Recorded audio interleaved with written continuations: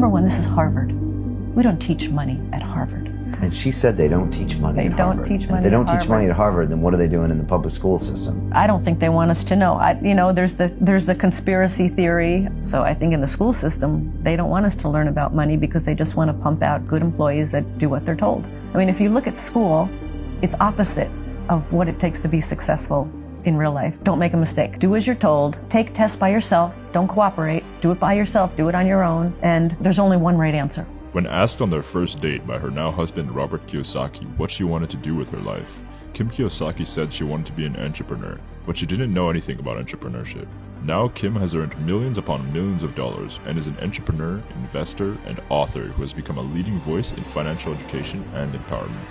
One of her main missions is to expose the truth that the school system doesn't want you to know about money. So you come out of school scared to death of making a mistake. You do everything on your own. You don't cooperate. There's no synergy. There's no brainstorming. And there's only one right answer. Everybody wants to get the right answer. There's no one right answer.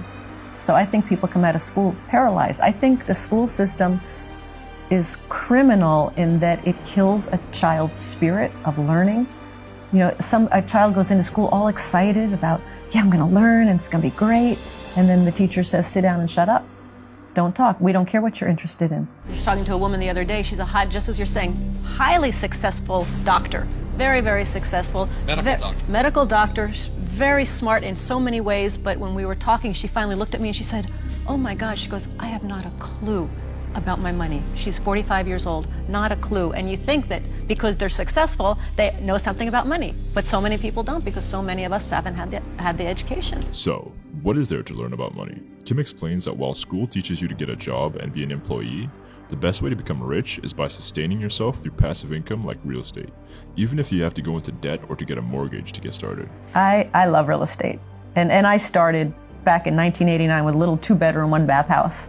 You know, and back then it was $45,000, and I had to put down $5,000, which I didn't have, and I was scared to death. And what if I lose money? And what if I make a mistake?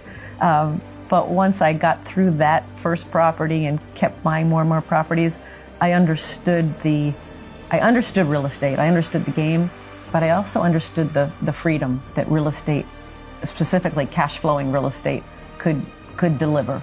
Eventually, by generating enough money through passive income, you can become financially free.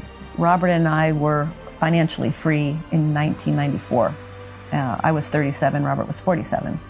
And everybody kept asking, how did you do it? How did you do it? And they all assumed we had millions of dollars.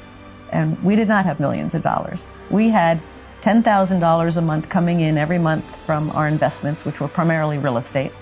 But our living expenses were only $3,000. So that was always our formula, to have your passive income from investments greater than your living expenses. At that point, you're free. Even after she became financially free, Kim didn't stop working. She has mentioned 2 different reasons for this. Firstly, she knows that she has a growth mindset and wants to be continually learning and improving. There's two primary mindsets, and we tend to have one primary of the two.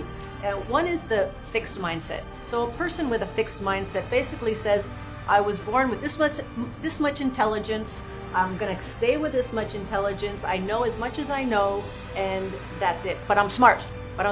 And the fixed mindset has a hard time learning. But the other mindset is called the growth mindset, and that's what we're all about, and that's what we need to be an entrepreneur. So a growth mindset, they always think they can get better. They always think they can grow. They love new challenges. They love new ideas and problem solving. I get inspired when I have to create, when I get put in a position where I need to create something new, not contract. I want to be bigger than I am, not less than I am. And I think people are being taught to be less than they are instead of inspiring people to be more than you are. The second reason Kim keeps working so persistently is because she has a strong mission that guides her work. We came up with that mission statement to elevate the financial well-being of humanity in the very beginning. People said, well, that's a very bold statement. That's kind of, aren't you kind of full of yourself to think you can elevate of humanity and all this, all this. We're like, yeah, we think we're going to give it a shot. When people come in because of the money instead of the mission, there's a failure. So we're crystal clear that every time we stick to the mission, just do what we know what to do. Money is secondary. Mission is first.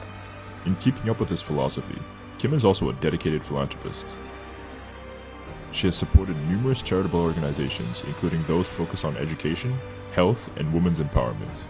Throughout her career, Kiyosaki has been a trailblazer and advocate for financial education and empowerment, particularly for women. Her commitment to helping others achieve financial independence and success has inspired countless individuals around the world, and she continues to be a leading voice in the field of financial education and entrepreneurship.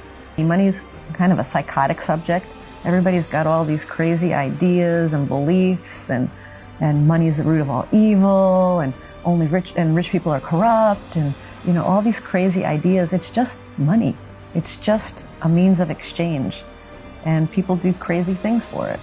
So my favorite line that Rich Dad said, Rich Dad said, "Money may not be the most important thing in the world, but it affects everything that is." We work so hard for our money.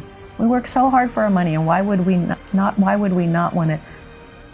want to turn it over to a financial planner or a financial advisor who they hope and pray is going to, do a better job than them? Nobody's going to look after your money better than you.